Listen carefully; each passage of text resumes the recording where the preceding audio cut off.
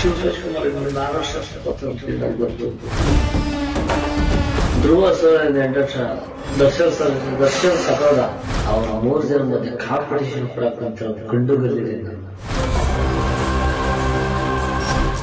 ಮಡೆನೂರು ಮನು ಮಾಡಿಕೊಂಡ ಮಹಾ ಎಡವಟ್ಟು ಅವರ ಬಾಳಲ್ಲಿ ಬಿರುಗಾಳಿ ಎಬ್ಬಿಸಿದೆ.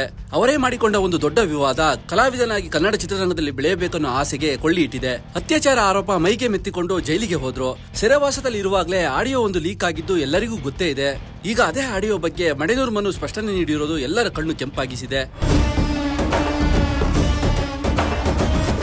ಹೌದು, ನಟ ಶಿವರಾಜ್ಕುಮಾರ್, ದರ್ಶನ್ ಇನ್ನಿತರ ದೊಡ್ಡ ದೊಡ್ಡ ಹೀರೋಗಳ ಹೆಸರು ಕೇಳಿ ಬಂದಿರುವ ಆಡಿಯೋದಲ್ಲಿ ಯಾರು ಸಹಿಸಿಕೊಳ್ಳಲಾಗದ ಮಾತುಗಳಿವೆ.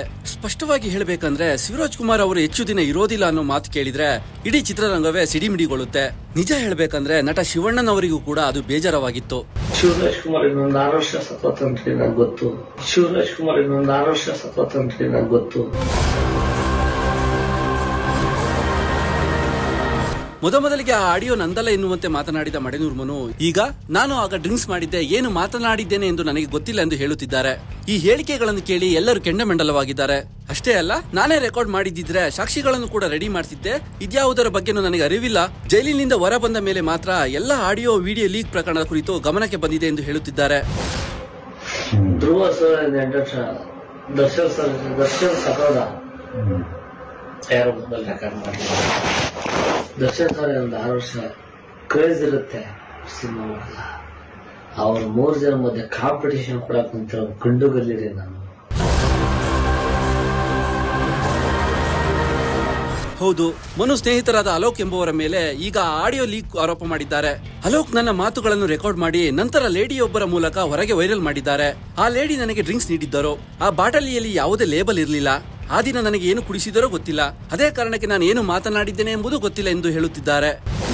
ಒಂದು ಆಡಿಯೋ ಕೇಕೆ ಅಂದ್ರೆ ನನ್ನ ಕೆರಿಯರ್ಗೆ ಡ್ಯಾಮೇಜ್ ಆಗಿರೋದು ಅದೊಂದೇ. ಮಿಕ್ಕಿದೇನಿದೆ ಅದು ಕಾನೂನು ಏನಿದೆ ನೋಡ್ಕೊಂತೀನಿ. ಇದಕ್ಕೆ ಬ್ಯಾಕ್ ಗ್ರೌಂಡ್ ಇರೋದು ಯಾರು ಏನ್ ಕತೆ ಅನ್ನೋದು ನನಗೆ ಇನ್ನೊಂದು ವಾರ 15 ದಿವಸದಲ್ಲಿ ನನಗೆ ಒಂಚೂರು ಬೇಲ್ ಏನೋ ಇದಾಗಿರೋದ್ರಿಂದ, ಕಂಡೀಷನ್ ಬೇಲ್ ಇರೋದ್ರಿಂದ ನಾನು ಕೋರ್ಟಲ್ಲಿ ಇದು ಮಾಡ್ಕೊಂಡೆ ಮಾತಾಡ್ಬೇಕು. ಅದಕ್ಕೋಸ್ಕರ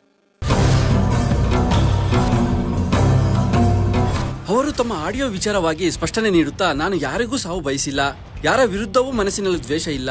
ಆದರೆ ನಾನು ಮಾತನಾಡಿದ ಆ ಶಬ್ದಗಳು ನನ್ನಿಂದ ಬಂದಿದ್ದಲ್ಲ.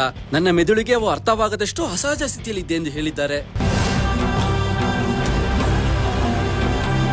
ಒಟ್ಟಿನಲ್ಲಿ ಕಾಮಿಡಿ ಕಿಲಾಡಿಗಳ ಮೂಲಕ ಜನರನ್ನು ನಗಿಸಿ ನಲಿಸಿದ್ದ ಮಡೆನೂರು ಮನು ಈಗ ವಿವಾದಗಳ ಸುಳಿಯಲ್ಲಿ ಸಿಲುಕಿ ಎಲ್ಲರ ಕಣ್ಣಲ್ಲಿ ವಿಲನ್ ಆಗಿದ್ದಾರೆ. ಬದುಕಿಗೆ ಮೆತ್ತಿಕೊಂಡಿರುವ ಅತ್ಯಾಚಾರದ ಆರೋಪದ ಕೊಳೆ ತೊಳೆಯುವ ಮುನ್ನವೇ ಈ ವಿವಾದ ಅವರ ಬದುಕಿಗೆ ಕೆಸರು ಎರಚಿದೆ. ಶಿವಣ್ಣರ ಬಳಿ ಕ್ಷಮೆ ಕೇಳಲು ಕೂಡ ಅವರ ಮನೆ ಬಳಿ ಹೋಗಿ ಕಸರತ್ತು ನಡೆಸಿದ ಮಡೆನೂರು ಮನು ಈಗ ಪ್ರೆಸ್ ಮೀಟ್ ಗಳ ಮೂಲಕ ತಮ್ಮ ತಪ್ಪಿಗೆ ಸ್ಪಷ್ಟನೆ ನೀಡಿದ್ದಾರೆ.